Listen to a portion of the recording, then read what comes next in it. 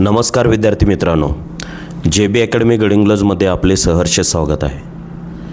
मित्रांनो, आपण आता रोज स्पर्धा परीक्षेसाठी काही महत्त्वाच्या गोष्टी आहेत त्याविषयी बोलणार आहोत. तर आजचा व्हिडिओ जो आहे तो आहे अभ्यासाची सुरुवात करताना पहिले 3 महत्त्वाच्या पायऱ्या कोणत्या आहेत जे आपल्याला किंवा प्रत्येक विद्यार्थ्याला बघायला हवेत. त्यामध्ये पहिला आहे विषय की अभ्यासक्रम समजून घेणे महत्त्वाचं आहे. म्हणजे आपण काय करतात, बरेच विद्यार्थी अभ्यासाला तर सुरुवात करतात, पण मार्केटमध्ये कोणतंही पुस्तक मिळतं ते उचलायचं, मित्र सांगतो आणि कोणतरी सांगतात म्हणून घ्यायचं आणि अभ्यासाला सुरुवात करायची. ही सर्वात मोठी चूक असते. सगळ्यात आधी आपल्याला काय करायला पाहिजे, तर अभ्यासाची सुरुवात करायची आहे ना, तर आधी सिलेबस काय आहे, कोणते विषय आहेत, कोणते टॉपिक करायचे आहेत, कुठले टॉपिक करायचे नाही आहेत, ह्या गोष्टींचा अभ्यास करणं अतिशय महत्त्वाचं आहे. ठीक आहे.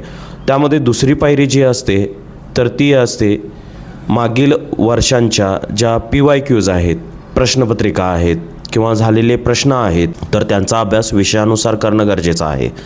म्हणजे तुम्हाला एक आवाका येऊन जातो की कोणते विषय आपल्याला अभ्यास करायला पाहिजेत, किती प्रकारे प्रश्न येतात, कोणत्या टाईपचे प्रश्न येतात, त्याची खोली काय आहे, पातळी काय आहे, वारंवार किती प्रश्न त्याच्यामधून रिपीट झालेले आहेत, हे प्रश्न या ठिकाणी आपल्याला दिसतात आणि हे अतिशय महत्त्वाचे आहेत. आणि तिसरी पायरी जी आहे तर दर्जेदार संदर्भ पुस्तकांचा अभ्यास करणे हे अतिशय महत्त्वाचं आहे.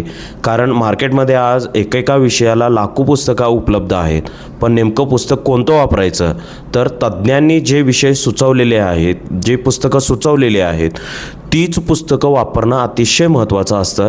त्यामुळे वारंवार ह्याच गोष्टी तुम्ही लक्षात घ्यायला पाहिजेत आणि ह्या गोष्टी 3 सोडून अभ्यास करताना तुम्ही भरकटलं नाही पाहिजे. कसं असतं विद्यार्थी मित्रांनो, लक्षात ठेवा, योग्य सुरुवात म्हणजे अर्धा यश असतं आपलं. म्हणजे योग्य सुरुवात होणे ही अतिशय महत्त्वाची गोष्ट असते आणि हिथंच आपलं अर्ध यश मिळालेलं असतं. ठीक आहे. तुम्हाला आजचं मार्गदर्शन आवडलं असेल, तुम्हाला व्हिडिओ आवडला असेल तर नक्की JB अकॅडमीला सबस्क्राईब करा, व्हिडिओ शेअर करा. ठीक आहे. नक्की तुमच्या मित्रमैत्रिणींना देखील याचा फायदा होईल. आपण इथेच थांबूया. धन्यवाद.